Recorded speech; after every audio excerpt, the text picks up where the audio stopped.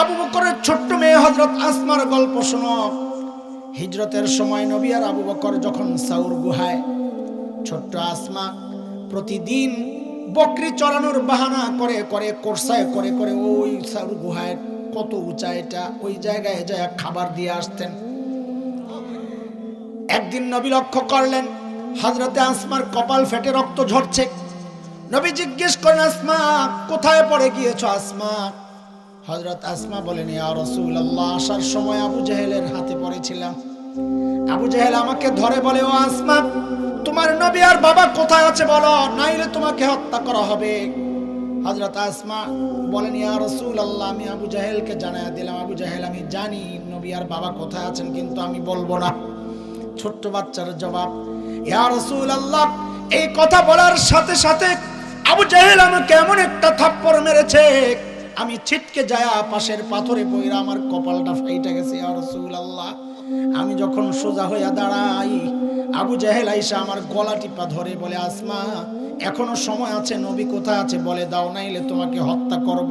ওগো আল্লাহর হাবিব, আমি জানাইয়া দিছি আবু জেহেল, শোনেন, আমাকে মারবেন কোনো সমস্যা নাই, কিন্তু শুনে নেন আমার কথা, আমাকে তো আপনার হাওয়ালা করতে পারবো, কিন্তু আমার নবীকে কোনোদিন আমি আপনার হাওয়ালা করব না। আল্লাহু আকবার, আল্লাহু আকবার। ওই ছোট্ট বাচ্চা আসমান যদি এই অবস্থা হয়, আবু বকরের অবস্থা কি বলেন? এইবার আবু বকরের মুখে টেনশন, পেরেশানি কেন? নিজের জন্য না নবীর জন্য? নবী জিজ্ঞেস করেন, আবু বকর, আপনি এত চিন্তিত কেন? চেহারার মধ্যে এত চিন্তার ছাপ কেন? সেইদিন আবু বকর গুহার মুখের দিকে দেখাচ্ছেন। গো আল্লাহর হাবিব, দেখেন তাকায়া, কাফেররা মুখের আশেপাশে ঘুরছে। লাউ আন্না আহাদাহু ইলা কদামাই, ওগো আল্লাহর হাবিব, এদের যে কেউ একজন গুহার মুখের দিকে তাকানোর দরকার নাই, যদি নিজেদের পায়ের দিকেও তাকায় তাইলেও তো আমাদেরকে দেখে ফেলবে। এই জন্য চিন্তা। নবী আবু বকরকে সান্ত্বনা দিচ্ছেন, ও আবু বকর, আপনি ভেবেছেন কি, হ্যাঁ এই গুহার ভেতরে খালি আমি আর আপনি, আর আমাদের সাথে বুঝি আর কেউ নাই? না আবু বকর, না না, এই গুহার ভেতরে আমি আর আপনি না, শুধু আবু বকর, আমাদের সাথে আল্লাহও আছেন। বিসমিল্লাহির রহমানির রহিম।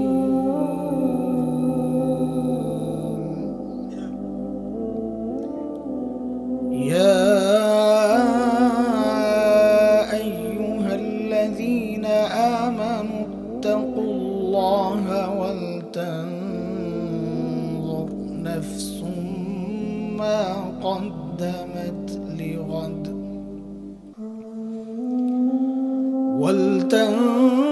ولتنظر نفس ما قدمت لغد واتقوا الله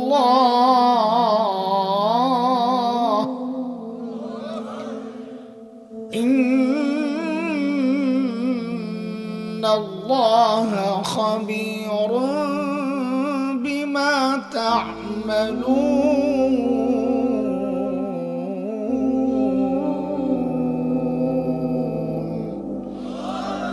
آمنت بالله صدق الله العلي العظيم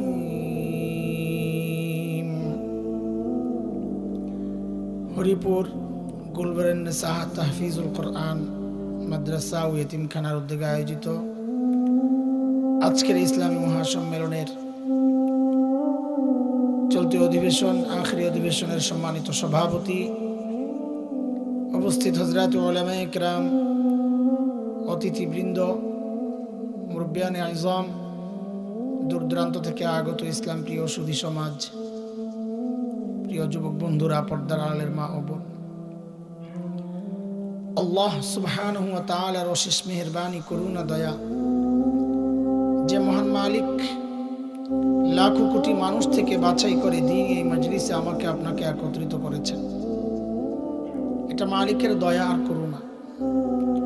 কুরআনুল কারীমের মধ্যে আসছে, মালিক বলেন, দিন বুঝার জন্য আমি যার দিলটা খুলে দেই, দিন মানা, দিন জানা, দিন শেখার মানসিকতা যাকে দান করি,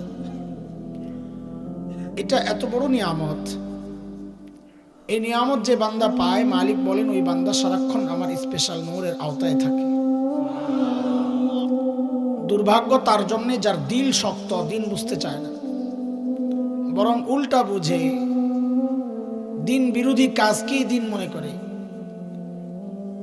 আল্লাহ তাআলা বলেন এরা স্পষ্ট গুমরাহিতে নিমজ্জিত।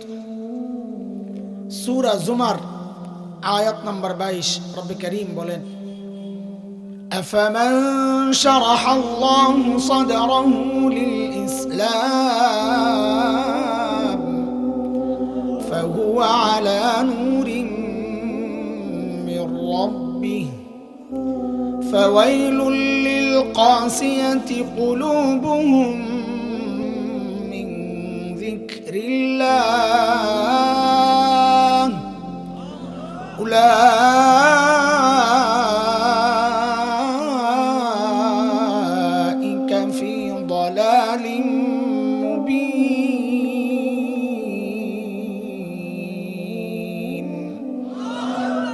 এই আয়াতের মধ্যে রব্বি কারীম এই কথাগুলো বলেছেন। আমি সূরা হাশরের ছোট্ট একটা আয়াত তিলাওয়াত করেছি,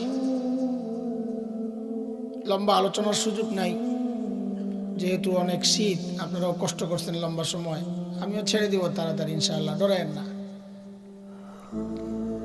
শেষ করে আবার যাবেন না এদিকে, তাইলে বসায় রাখুন সারা রাত। তার মানে ছেড়ে দিলে যাবেন তো কি করেন? আমি তো কইছি গেলে বসায় রাখুন, না গেলে তো বাইরে যাবেনি, অসুবিধা কি?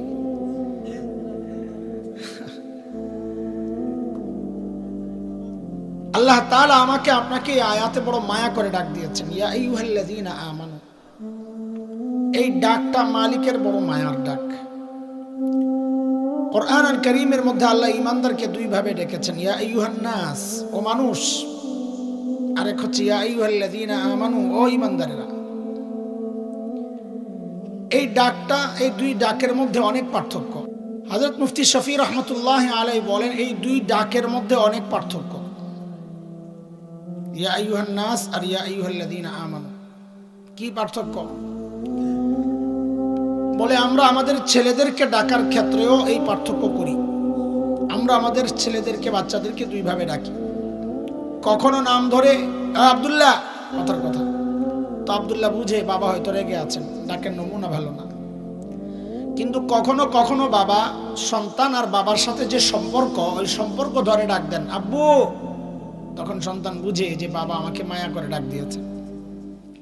ঠিক আল্লাহ তাআলা যখন ডাকেন ও মানুষ, যেন আল্লাহ নাম ধরে রেখেছেন, হয়তো রেগে আছেন, কিন্তু যখন আল্লাহর সাথে বান্দার যে সম্পর্ক, ঈমানের সম্পর্ক, ওই সম্পর্ক ধরে যখন আল্লাহ ডাক দেন ইয়া আইয়ুহাল্লাযীনা আমানু, ও ঈমানদারেরা, তখন বুঝে নেওয়া যে আল্লাহ তাআলা আমাকে আপনাকে বড় মায়া করে ডাক দিয়েছে। আমি যে আয়াত পড়েছি, এই আয়াতে আল্লাহ মায়া করে ডাক দিয়ে কি বলছেন? মালিক বলেন ইয়া আইয়ুহাল্লাযীনা আমানুত্তাকুল্লাহ ওয়াল তানজুর নাফসুম মা কদ্দামাত লিগাদিন ওয়াত্তাকুল্লাহ।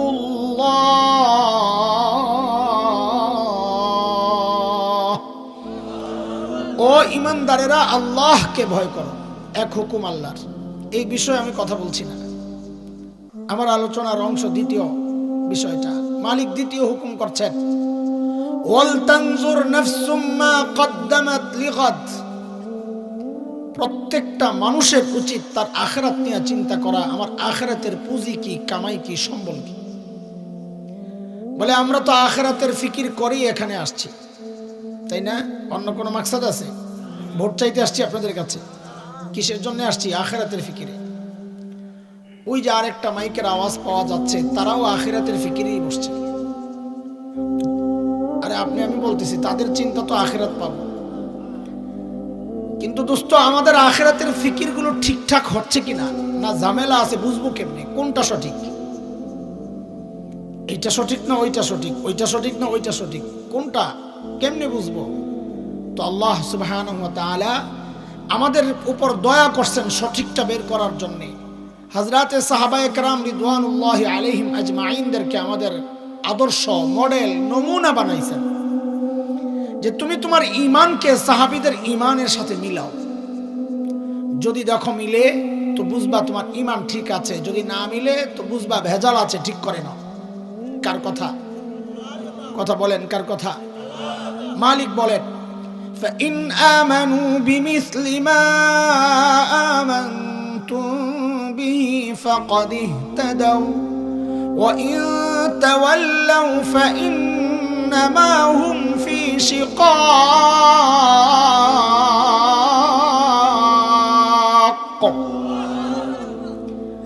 বলে তুমি তোমার তাকওয়াকে সাহাবীদের তাকওয়ার সাথে মিলাও। তো বলে কেন মিলাবো? তো আল্লাহ বলেন, কারণ সাহাবীদের তাকওয়ার পরীক্ষা আমি নিয়েছি, ওই পরীক্ষায় তারা পাস। তোমারটা যদি মিলে তো তুমিও পাস। কার কথা? উলাইকাল্লাযীনা ইমতাহানাল্লাহু কুলুবাহুম লিত্তাকওয়া লাহুম মাগফিরাতুন ওয়া আজরুন আযীম।